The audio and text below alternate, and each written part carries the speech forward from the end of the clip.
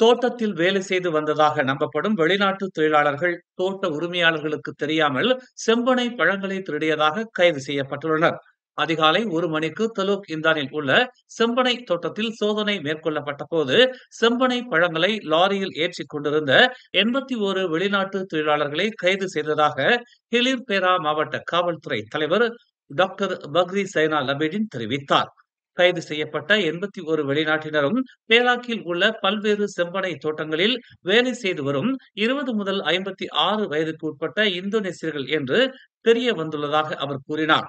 கைது செய்யப்பட்டவர்களில் 56 வெளிநாட்டினரிடம் எந்த ஒரு அடையாள ஆவணங்களும் இல்லை என்றும் 25 பேரிடம் தொழிலாளர் உரிமம் காலாவதி ஆகி இருப்பதாகவும் முதற்கட்ட விசாரணையில் தெரிய வந்துள்ளது என்று டாக்டர் பக்ரி சைனால் அபேடின் கூறினார். மலாக்காவில் கும்பலாக கலவரத்தில் ஈடுபடும்படியான காணொளி சமூக வலைதளங்களில் இன கலவரம் எனும்படியாக பரப்பப்படுவதை தவிர்க்கும்படி மலாக்கா மாநில காவல்துறை தலைவர் டத்தோ ஜுல்கைரி முக்தார் வலியுறுத்தியுள்ளார். மலாக்கா அலோர் காஜாவில் உள்ள குலத்தான் கன்சில் சாலையில் 9 மோட்டார் சைக்கிள்களில் வந்த கும்பல் சாலையோரமாக மோட்டார் சைக்கிள்களை நிறுத்தியதாகவும் மலாக்கா நகராண்மை கழக அதிகாரிகள் சம்பந்தப்பட்ட மோட்டார் சைக்கிள்களுக்கு சம்மன் வழங்கியதால் மோட்டார் சைக்கிள் ஓட்டிகளுக்கும் நகராண்மை கழக அதிகாரிகளுக்கும் இடையில் வாக்குவாதம் ஏற்பட்ட நிலையில் மோட்டார் சைக்கிள் ஓட்டிகள் அதிகாரிகளை தாக்கியதாகவும் டத்தோ ஜுல்கைரி முக்தார் விளக்கமளித்தார்.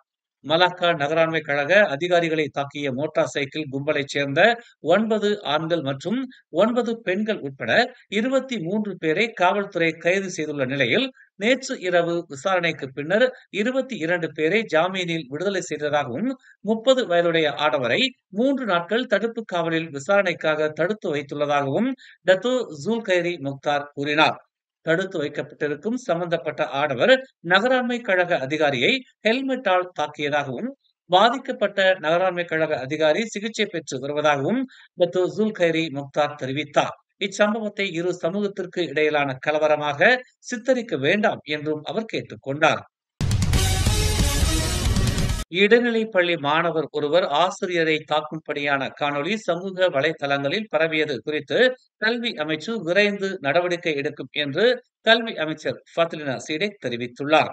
காஜாங்கில் உள்ள ஓர் இடைநிலைப் பள்ளியில் இச்சம்பவம் நிகழ்ந்ததாகவும் சம்பந்தப்பட்ட ஆசிரியர் காவல் நிலையத்தில் புகார் அளித்த நிலையில் 14 வயது படிவம் 2 மாணவர் கைது செய்யப்பட்டிருப்பதாகவும் காஜாங் மாவட்ட காவல்துறை தலைவர் நஸ்ரோன் அப்துல் யூசுப் தெரிவித்தார். வகுப்பை மட்டம் போட்டுவிட்டு நண்பர்களுடன் சுற்றிய மாணவரை ஆசிரியர் கண்டிக்கும் போது அந்த மாணவர் ஆசிரியரின் முகத்தில் குத்தியதாகவும் ஆனால் ஆசிரியர் மீண்டும் அந்த மாணவரை தாக்காமல் சிரித்தபடி கட்டுப்படுத்தியதாகவும் முதற்கட்ட விசாரணையில் தெரிய வந்துள்ளது. விசாரணைக்காக 14 வயது மாணவன் 2 நாட்கள் தடுப்பு காவலில் வைக்கப்பட்டிருப்பதாகவும் தற்காலிகமாக அந்த மாணவன் பள்ளியில் இருந்து இடைநீக்கம் செய்யப்பட்டிருப்பதாகவும் காவல்துறையின் விசாரணைக்கு பின்னர் கல்வி அமைச்சின் ஒழுங்கு நடவடிக்கை குழு உரிய நடவடிக்கை எடுக்கும் என்றும் ஃபத்லினா சீடேக் தெரிவித்தார். ரஷ்யாவின் கம்சட்காவின் கிழக்கு கடற்கரையில் ஏற்பட்ட சக்தி வாய்ந்த நிலநடுக்கத்தை தொடர்ந்து மலேசியாவிற்கு சுனாமி அச்சுறுத்தல் எதுவும் இல்லை என்று மலேசிய வானிலை ஆய்வு மையமான மெட் மலேசியா இன்று தெரிவித்துள்ளது. மலேசிய நேரப்படி காலை 7:24 மணிக்கு ஏற்பட்ட நிலநடுக்கம் ரஷ்யாவின் பெட்ரோ பாவ்லோஸ் கம்சாட்ஸ்கியில் இருந்து தென்கிழக்கே 107 கிலோமீட்டர் தொலைவில் 42 கிலோமீட்டர் ஆழத்தில் அமைந்திருந்ததாக மெட் மலேசியா ஒரு அறிக்கையில் தெரிவித்துள்ளது.